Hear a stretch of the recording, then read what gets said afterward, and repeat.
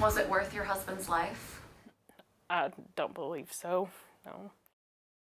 In a matter of seconds, Cheyenne Moses lost her career, left arm, and the love of her life. A suspect on the run from police crashed into a car carrying Cheyenne and her husband, Joe.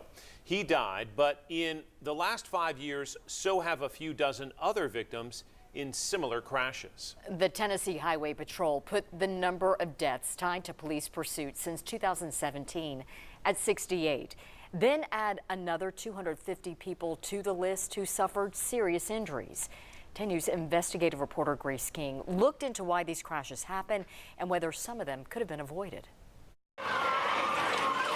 They're pretty prevalent. I'm sure they happen a lot more than what even the public knows. Some of them were not cut and dry. Some of them were a little iffy as to why they even pursued the individual. I got an ambulance coming, okay? Is she okay? She's okay. Are you sure? Yes, she's okay. This is a night Cheyenne Moses hardly remembers.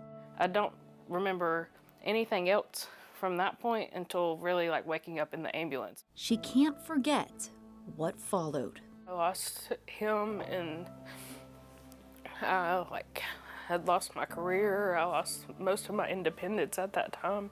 Documents show Corporal Brian Millsaps of the Monroe County Sheriff's Office was chasing a speeding vehicle for several minutes, at one point in excess of 120 miles per hour. As he began to reduce his speed and terminate the pursuit, the suspect crashed into Cheyenne and her husband. There was a truck turning here and he hit it. Before I could tell him I was disengaging, I backed off. Just begs the question, I mean, why? When the individual's running that hard, back off and let them go. The Monroe County Sheriff's Department policy defines a sustained high-speed pursuit as one where the violator attempts to evade the pursuing vehicle by speeding up, taking evasive action, and violating traffic laws after the pursuing officer activates his or her emergency lights and siren.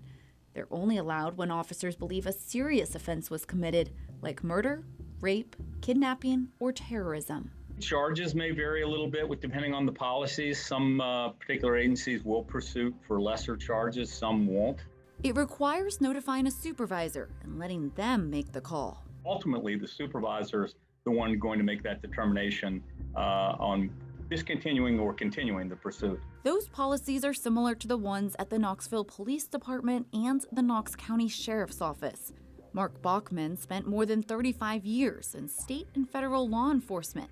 He says pursuit policies are usually pretty similar. There wasn't really something glaringly different in any of them.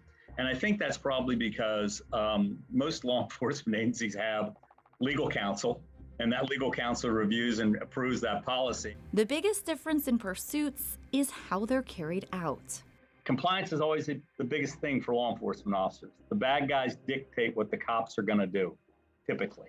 That's how it works, unfortunately.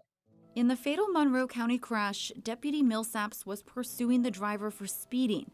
The department says Millsaps faced no discipline because he violated no policies.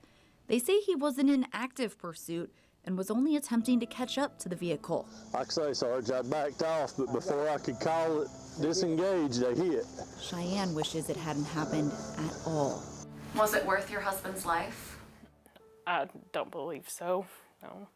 I mean, the two big words out here always for law enforcement is serve and protect. Well, serving is probably chasing somebody and sometimes, but protecting is paramount, and you have to keep that in the back of your mind. Grace King reporting there. Most years, Tennessee sees anywhere from 6 to 8 fatal pursuits. That number jumped to 22 last year. Troopers this year have recorded almost one death every month tied to a pursuit, 13 in all, more than half of them happening here in East Tennessee.